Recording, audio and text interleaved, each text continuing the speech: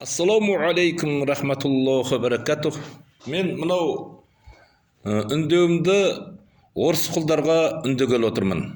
Тексіз, тегі жоқ. Мен білмеймін, солардың шешелері орыстармен ойнаған ба, орыстармен ойнап жүріп, ойнасып туылған ба, тексіздер осы сөздерді айтып жүр. Маған осы сөздер жақпайды. Біз мынау көлікке мінген кездерде де кейбір кездерде қыздарын доча деп, осы сөз маған жақпайды. Қызым деген сөзді, доча деген сөздің астына нағып басып қойып жүрсіңдер, орыс құлдар, тексіздер. Мына доча деген сөз тассаңдар, қызым деген сөз. Баяғыдан ақсақалдар айтып келатқан, бабаларымыз айтқан қызым деген сөз саған жақпайтын болса, онда мүлдем орыс болып кетсе, Россияға көшіп кетсеңдерші. Россияға көшіп кетіңдер.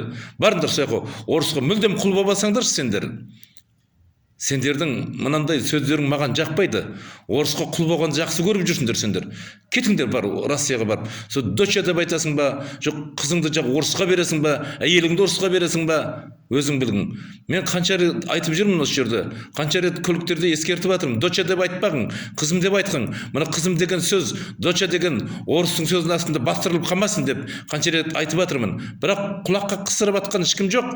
Енді ләж жоқ, осы қаттырақ сөйлеу керек болып отыр. Мынау тексіз, мынау доча деп орысқа құл болып кеткендерге мен осы сөзді айтып отырмын. Доча деген сөз тастаңдар. Баяғыда 69 жылы үйленгендер мама папа дегізген тұғын. Сол кездерде бір тексіздік басалған еді. Оға дейін апа ата деп, жеше тәте деп келгенбіз біз. Өз шешемізді жеше дедік, әкемізді тәте деп келгенбіз.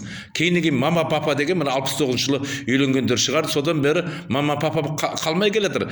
Жайлап қалып келатыр. Анашым, әкешім деген сөздерге ауысып келатыр. Бірақ алайда міне біреу доча деген сөз ортамызға ілігіп алды. Жаңағы соғымға байлаған қойдың артына ілінген садырақ ұқсап, сақырлап, әр жерлерде айтылып жатыр. Осы сөзді тастамасаңдар, барыңдар кетіңдер, Россияға көшіп кетіңдер. Доча деп айтатындардың барлығы кетсін Россияға. Біздің ортамызда жүрудің қажет жоқ бұларды. Біздің ана тілімізді қорлап атқан болса, кетсін Россияға барып, мүлдем орыстардың құлы боласын, орыс құлдар.